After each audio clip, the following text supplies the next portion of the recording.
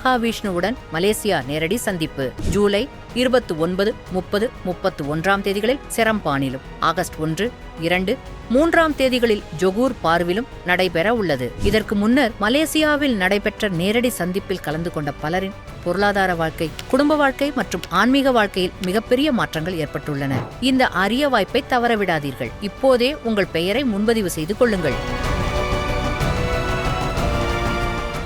குருவே சரணம்.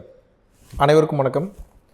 மன அழுத்தத்தை 5 நிமிடங்களில் குறைப்பது எப்படி அப்படின்றத பற்றி தான் இன்றைக்கி பார்க்க போகிறோம். அழுத்தம் அப்படின்னா ஸ்ட்ரெஸ் அப்படின்னு அர்த்தம். அப்போ மன அழுத்தம் அப்படின்னா மைண்டு ஸ்ட்ரெஸ்ன்னு அர்த்தம்.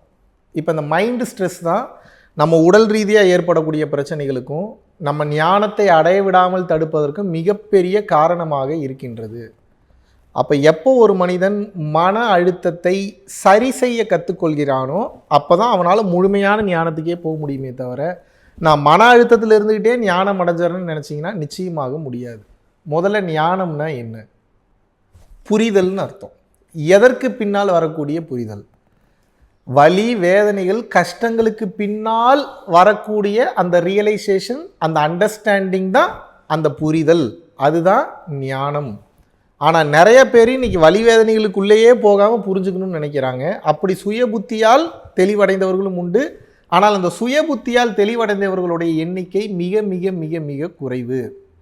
அப்போது ஒரு நபர் சொல்லி வரக்கூடிய அனுபவத்தை விட நம்ம சுய புத்தியால் நம்ம எக்ஸ்பீரியன்ஸ் பண்ணி கற்றுக்க வேண்டிய அந்த பாடங்கள் நிறைய இருக்கிறது. நிறைய பேர் நிறைய விஷயங்களை கோத்ரூ பண்ணுறாங்க, கோத்ரூ பண்ணலன்னு சொல்ல. ஆனால் கோத்ரூ பண்ணதுலேருந்து என்ன லெசன் அவங்க கற்றுக்கிட்டாங்கன்னு பார்த்தீங்கன்னா 0. அப்போ மன அழுத்தம் தான் நீங்கள் ஞானம் அடைய விடாமல் இருப்பதற்குண்டான ஒரு பெரிய தடை என்பதை புரிந்து கொண்டு அதை சீரமைக்க, அதை சரிப்படுத்த நீங்கள் தொடர வேண்டும். இப்போது ஒரு எக்ஸாம்பிளுக்கு சொல்கிறேன். மன அழுத்தம் ஏன் வருது அப்படின்னா, நல்லா கவனித்து பார்த்தீங்கன்னா தெரியும். மனம் ஏன் அழுத்துதுன்னா அது சும்மா போட்டு அழுத்தலை. அதை கொஞ்சம் ஆழமாக கவனிச்சிங்கன்னா தான் தெரியும். நல்ல டீப்பாக ரியலைஸ் பண்ணிங்கன்னா தெரியும். அது உங்ககிட்ட ஏதோ ஒரு கேள்வி கேட்குது, அது பதில் தெரியாமல் கஷ்டப்படுது, அது சிந்திக்குது. எனக்கு இப்போது ஒரு எக்ஸாம்பிளுக்கு இப்போ நான் இங்கே உட்காந்துக்கிட்டு இருக்கேன் அப்படின்னா, இப்போ நான் இம்மிடியேட்டாக ஒரு இடத்துக்கு மீட்டிங் கிளம்பி போகணுன்னா, இப்போ ஒரு 9 மணிக்கு அந்த மீட்டிங் இருக்குதுன்னு வச்சுப்போமே. நான் லேட்டாக போயிட்டா என்ன பண்ணுறது, இங்கே போகும்போது டிராஃபிக் ஜாம் நிறையா இருக்குமே அப்படின்றது நீங்கள் சொல்லியோ நீங்கள் யோசிச்சோ தான் தெரிஞ்சுக்கணும்னு அவசியம் இல்லை. இதுக்கு முன்னாடி இருக்கக்கூடிய பழக்க வழக்கங்கள், இதுக்கு முன்னாடி வாழ்ந்த வாழ்க்கையினுடைய தன்மைகள், இதுக்கு முன்னாடி இருக்கக்கூடிய பதிவுகள், இதையெல்லாம் பொறுத்து உங்கள் மைண்டே ப்ரோக்ராம் பண்ணிடும். கிளம்பி போனால் டிராஃபிக் ஜாம் ஆகும், இல்லை வேறு என்ன வேணாலும் பிரச்சனை வரலான்னு. அப்போ உங்கள் மைண்ட் என்ன பண்ணுன்னா, இதே கேள்வியே திரும்ப திரும்ப கேட்க ஆரம்பிக்கிறது. ஏன்னா இட் நீட்ஸ் ஆன்சர், அதற்கு பதில் தேவைப்படுகிறது. இல்லாட்டினா பதட்டம் ஆகுது. அது ஒரு குழந்தை போல. குழந்தையை சரியாக நீங்கள் வளர்க்காதனால, மனம் என்கின்ற குழந்தையை மிகச் சரியான நிலையில் பக்குவப்படுத்தி வளர்க்காதனால இப்போ அசுரனாக மாறிவிட்டான். அவன் அந்த பயந்தே பழகிடுறது, இல்லை ஓவர் ஸ்ட்ரெஸ் ஆகுறது, ஓவர் டிப்ரெஷன் ஆகுறது, அப்படியே பழகிவிட்டான். இப்போ நீங்கள் என்ன பண்ணணும்னா, இந்த மன அழுத்தம்ன்றது நீங்கள் நல்லா கவனித்து பார்த்தீங்கன்னா, இந்த டிராஃபிக் ஜாம் பிரச்சனை மாதிரி உங்களையே அறியாமல் நிறைய ஆசைகள் இருந்திருக்கும், நிறைய தேவைகள் இருந்திருக்கும், நிறைய விஷயங்களை நீங்கள் தேடி ட்ராவல் பண்ணி போவீங்க. அப்போ அதை சார்ந்த, அதை சுற்றி உள்ள pros and cons, positive and negative எல்லாத்தையும் இது யோசிச்சுக்கிட்டே இருக்கும். பாசிட்டிவ் ஓடும்போது சுகமாக இருக்கும், நெகட்டிவ் ஓடும்போது பயம் வரும். அப்போ என்னன்னா, உங்களுக்கு மன அழுத்தம் ஏன் வருதுன்றதை முதல்ல உட்காந்து கவனிச்சிங்கன்னா தான் தெரியும் எந்த விஷயத்தை பற்றி அது உங்களுக்கு ஸ்ட்ரெஸ் கொடுக்குதுன்னு. இப்போ நீங்கள் ஒரு புது வீடு வாங்க போகிறீங்க, அந்த வீடு வாங்குறதுக்கு உண்டான பணம் உங்ககிட்ட இல்லை, அது ஏதாவது உங்களை ஸ்ட்ரெஸ் பண்ணுது அப்படின்னா, அந்த புது வீடு வாங்குறதுக்கு உண்டான பணம் நீங்கள் எதிர்பார்த்த பகுதியிலேருந்து வரலன்னா ஆப்ஷன் பி, ஆப்ஷன் சின்ற அளவுக்கு நீங்கள் வச்சுக்கிட்டீங்கன்னா, முதல்ல வரலனாலும் செகண்ட் இல்லை தேர்டில் நான் கிளியர் பண்ணிடுவேன் சரியான ஆன்சர் கொடுக்கும்போது அந்த வீடு எனக்கு சொந்தமாயிருன்ற தன்மையோட நீங்கள் ஹாப்பியாக ட்ராவல் பண்ணுவீங்க. ஆனால் உங்கள் மனதிற்கு, லாஜிக்கல் மைண்டுக்கு சரியான பதில் இல்லாததன் காரணமாக அது பதட்டமாகிறது, பயப்படுகிறது. அப்போ 5 நிமிஷத்தில் நீங்கள் உங்களோட மைண்ட் ஸ்ட்ரெஸ்ஸை குறைக்கணும்னா அதற்குண்டான முழுமுதற் வழி, அடிப்படையான வழி, தெளிவான வழி என்னன்னு கேட்டிங்கன்னா, அது எந்த விஷயத்துக்காக ஸ்ட்ரெஸ் ஆகுதுன்றதை கவனித்து அதை உட்காந்து யோசித்து அந்த கேள்விக்கு நீங்கள் பதில் கொடுக்குறீங்க. அது கன்வின்ஸ் ஆகிற மாதிரி லாஜிக்கலாக பதில் கொடுக்கணும். அது கன்வின்ஸ் ஆகிற மாதிரி லாஜிக்கலாக நீங்கள் பதில் கொடுத்துட்டிங்கன்னா அந்த ஸ்ட்ரெஸ்ஸு குறைஞ்சிரும். டோட்டலாக குறைஞ்சிரும்னு கிடையாது. வேற எதுலையாவது போய் உட்காந்துரும். அப்புறம் வேற எதையாவது யோசிச்சுட்டு இருக்கும். அதான் மனம் வாழ்வதே எப்படி ஒரு மீனினால் நீரில் தான் வாழ முடியுமோ நிலத்தில் வாழ முடியாதோ அதுபோல மனம் வாழ்வதற்கு அடிப்படையானது ஒன்று இறந்த காலம் இல்லைன்னா எதிர்காலம். இதில் தான் ஊர் மேய்ஞ்சிட்டு இருக்கும். ஒன்று நடந்ததை நினச்சி ஃபீல் பண்ணிகிட்டு இருக்கோம், இல்லை எதிர்காலத்தை நினச்சி ஆசைப்பட்டுட்டு இருக்கோம், இல்லை ஏங்கிட்டு இருக்கோம். ப்ரெசண்ட்டில் இருக்கவே இருக்காது. எப்படி மீனினால் தரையில் வாழ முடியாதோ இறந்து விடுமோ செத்து விடுமோ அதுபோல் மனதினால் ப்ரெசண்டில் வாழ முடியாது. நிகழ்காலத்தில் மனம் இறந்து விடுகிறது. ஏன்னா பியூர் அவேர்னஸில் இருந்ததுன்னா இறையாக இருக்கும். எதிர்காலத்தவோ இல்லை இறந்த காலத்தவோ நினச்சிட்டு இருக்கு அப்படின்னா மனம் வாழ்ந்து கொண்டிருக்கிறது. அதற்கு தீனியே இறந்த காலமும் எதிர்காலமும் தான். நிகழ்காலத்தில் மனதிற்கு சாப்பாடு கிடையாது. அப்போ நீங்கள் என்ன புரிஞ்சுக்கணும்னா, எப்போ நீங்கள் ப்ரெசண்ட்டில் உட்காரும் போது தான் அதுக்கு சொல்யூஷனே கண்டுபிடிக்க முடியும். இதுக்கு என்ன பண்ணலான்ற சிந்தனையே ப்ரெசண்ட்டில் உட்காந்திங்கன்னா தான் கண்டுபிடிக்க முடியும். நீங்கள் பாஸ்ட்லேயோ ஃப்யூச்சர்லேயே திங்க் பண்ணிட்டு இருந்தீங்கன்னா ஆன்சர் கிடைக்காது. சோகத்தில் போயிடுவீங்க, இல்லை எக்ஸைட்மெண்ட்டுக்குள்ளே போயிடுவீங்க, இல்லை ஏதோ டெல்யூஷனில் போயிடுவீங்க. அப்படியே கனவு கோட்டையிலே வாழ்ந்துட்டு இருப்பீங்களே தவிர ரியாலிட்டிக்கு உங்களால் வர முடியாது. ரியாலிட்டிக்கு எது உங்களை கூட்டிகிட்டு வரும்னா ப்ரெசண்ட்டு தான் கொண்டு வரும். இப்போ நான் என்ன பண்ணணுன்றதான் கொண்டு வரும். அப்போ உங்கள் மனதை போட்டு ஒரு விஷயம் அழுத்துது அப்படின்னா அதுக்கு பேர் மைண்ட் ஸ்ட்ரெஸ்ஸு. அதுக்கு என்ன அர்த்தம்னா இஸ் ஈக்குவல் டு உங்கள் மனம் உங்களிடம் கேள்வி கேட்கிறது, இதில் ஏதோ ஒன்றை நினச்சி யோசிச்சுக்கிட்டே இருக்குன்னு அர்த்தம். அது ஏதோ ஒன்று நினச்சி யோசிச்சுக்கிட்டே இருக்கும்போது அதுக்கு சரியான பதிலை கொடுக்கணும். இப்போ எக்ஸாம்பிளுக்கு ஏதோ ஒரு பெரிய பிரச்சனையில் நீங்கள் மாட்டிக்க போறீங்கன்னு இருக்குன்னா அந்த பிரச்சனையில் நான் மாட்டிக்கிட்டாலும் பரவாயில்ல, இந்த ஆன்சரில் நான் வெளியே வந்துடுவேன். இதெல்லாம் வரலைனாலும் கடைசியில் நான் அசிங்கப்படுறதுக்கு தயார்.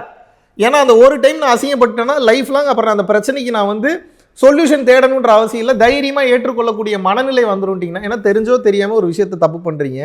அந்த தப்பு பண்ணுறதுக்கு இத்தனை ஆப்ஷனில் வெளியில் வரணும்னு நினைக்கிறீங்க. இது எல்லாத்துலேயும் முடியலன்னா அசிங்கப்பட்டு தான் நிற்கணும்னு அசிங்கப்படுறதுக்கு தயாராகிட்டீங்கன்னா அப்புறம் இந்த மனம் உங்களை பயமுறுத்தாது, அந்த ஸ்ட்ரெஸ்ஸை கொடுக்காது. நீங்கள் எஸ்கேபிசம்லேயே யோசிக்கிறதுனால, பதில் இல்லாத காரணத்தினால பயத்திலேயே பாதி உயிர் சென்று விடுகிறது. அதுவே ஸ்லோ பாய்சனாக மாறிடுது. எல்லாரும் என்ன நினச்சிக்கிறீங்கன்னா ரேட் பாய்சன் அண்டு பாம்பு கடிக்கிற விஷம் இல்லை மற்ற விஷயங்கள் தான் பாய்சன் நினைக்கிறீங்க. உண்மையான பாய்சன் என்னென்னா உங்களோட மைண்டு ஸ்ட்ரெஸ் தான். It's a slow poison. அது உங்களுக்கு தெரியாது. உடம்பையும் மனதையும் சீக்கிரம் அழித்து விடும். அப்போ 5 நிமிஷத்தில் நீங்கள் மைண்ட் ஸ்ட்ரெஸ்ஸை குறைக்கணும்னு நினைக்கிறீங்கன்னா அதுக்கு என்ன தேவைப்படுதுன்னு கவனிங்க. அது எதை நினச்சி சோகமாகுதுன்னு கவனிங்க. அது எதை கண்டு பயப்படுதுன்னு கவனிங்க. அதுக்கெல்லாம் உட்காந்து யோசித்து லாஜிக்கலாக பதில் கொடுக்க ஆரம்பிச்சிட்டிங்கன்னா, தைரியமாக அதுக்கு சொல்லி கொடுத்து கற்றுக்கிட்டிங்கன்னா அது லேர்ன் பண்ணிக்குது. எப்படி நீங்கள் சாட் ஜிபிடியையும் ஜெமினியையும் ப்ராம்ப்ட்ஸ் கொடுத்து அதுக்கு ட்ரெயின் பண்ணி கடைசியில் உங்களுக்கு தகுந்த மாதிரி அதை நீங்கள் மாற்றுறீங்களோ அதுபோல் இந்த மனதையும் கரெக்டான ப்ராம்ப்ட்ஸ், கரெக்டான வழிகாட்டுதல், கரெக்டான கைடன்ஸ் கொடுத்து அதை பக்குவப்படுத்தி தைரியப்படுத்த ஒரு கட்டத்துக்கு மேலே அது ஆட்டோமேட்டிக்காகவே தன்னை சரி செய்து கொள்ளக்கூடிய அந்த நிலைக்கு வந்துவிடும். அதுதான் பக்குவம், அதுதான் ஞானம். அப்புறம் அடங்காத மனம், ஒடுங்காத மனம் சைத்தானாக செயல்படும். ஒரு கட்டத்திற்கு மேல் பக்குவப்பட்ட அடங்கிய ஒடுங்கிய மனம் குருவாக செயல்படும். அதுதான் சூட்சம குரு. கண்ணுக்கே தெரியாமல் உங்களுக்குள் இருந்து வழி நடத்தும். இப்போ மன அழுத்தத்தை குறைக்கணும்னா மனம் எதையோ நினச்சி ஏங்கிட்டு இருக்கு, இல்லை எதையோ நினச்சி வருத்தப்பட்டு இருக்குன்றதை புரிஞ்சுக்குங்க. உட்காந்து யோசிங்க, அதுக்கு என்ன நம்ம வகையில் ஆன்சர் கொடுக்கலான்னு. இல்லை ஆன்சரே கொடுக்க முடியலன்னா அந்த விஷயத்தை எப்படி கடந்து போகலாம், அவாய்ட் பண்ணலான்ற மாதிரி பக்குவப்படுத்தி ஆன்சர் கொடுத்துட்டிங்கன்னா மனம் என்பது அமைதியாகிவிடும். ஓசிடி பிரச்சனைலாம் இதில் முக்கால்வாசி காணாமல் போயிடும். ஓசிடினா என்ன, ஓவர் திங்கிங், ஒரு விஷயத்தை செஞ்சுக்கிட்டே இருக்கிறது, நினச்சிக்கிட்டே இருக்கிறது பயத்தில். அதை பக்குவப்பட்டு புரிஞ்சுக்கிட்டிங்கன்னா தானாக கரைந்து விடும். ஒரு எண்ணத்துக்கு நீங்கள் கவனம் கொடுக்காம விட்டுட்டிங்கனாவே கடந்து போயிடும். பட் இப்போ நீங்கள் ஆட்டோமேஷன் மோடில் அந்த எண்ணத்தை கவனம் கொடுத்து பழகி வச்சுட்டதுனால அந்த பதட்டத்தையும் படபடப்பையும் அது குடிக்கிறது. அப்போ அதுக்கு பக்குவப்பட்ட மாதிரி ஆன்சர் கொடுக்க ஆரம்பிச்சிட்டிங்கன்னா மன அழுத்தம் 5 நிமிடங்களில் காணாமல் சென்றுவிடும். இந்த மேஜிக்கை மிராக்கில் பயன்படுத்தி பாருங்கள். நன்றி, வணக்கம். ஆகஸ்ட் மாதம் 23ஆம் தேதியிலிருந்து 29ஆம் தேதி வரைக்கும் 7 நாட்கள் பார்த்தீங்கன்னா பூட்டானில் ஒரு அற்புதமான ஒரு ஸ்பிரிச்சுவல் யாத்திரையை மேற்கொள்ள இருக்கிறோம். டெக்னாலஜிக்கு முக்கியத்துவம் கொடுக்காம மக்களினுடைய வாழ்க்கைக்கும் பிறவியில்லா பெருவாழ்விற்கும் முக்கியத்துவம் கொடுத்து போகக்கூடிய மிகவும் வளமான அற்புதமான சக்தி மிக்க ஒரு நாடு. இந்திய குடிமகன்களுக்கு பாஸ்போர்ட் என்பது அவசியம் கிடையாது.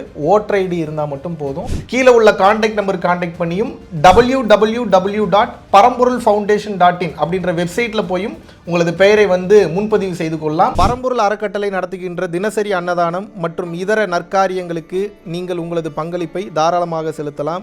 இதனால் என்னென்ன பலன்கள் கிடைக்கும் என்றால், தரித்திர தோஷம் விலகுகின்றது, அன்னக்குறைவு தோஷம், பித்ரு தோஷம், கர்ம தோஷம், பாவ தோஷம், மற்றும் கிரகங்களினால் ஏற்படக்கூடிய தோஷங்களின் தீவிரமும் குறைகின்றது. மனக்குழப்பம் மற்றும் எதிர்மறை எண்ணங்கள் விலகுகின்றது. குடும்ப கலகங்கள், தொழில் தடைகள், பணத்தடை, கல்வித்தடை, திருமணத்தடை, சந்தானத்தடை, நோய் தொடர்பான கர்மபாரம் முற்றிலும் தீருகின்றது. ஆகையினால் இந்த பரம்பொருள் அறக்கட்டளை நடத்துகின்ற எல்லா விதமான நற்காரியங்களிலும் உங்களது பங்களிப்பை செலுத்துவதற்கு கீழே கொடுக்கப்பட்டுள்ள வங்கி கணக்கிற்கு தாராளமாக நீங்கள் பணம் அனுப்பலாம்.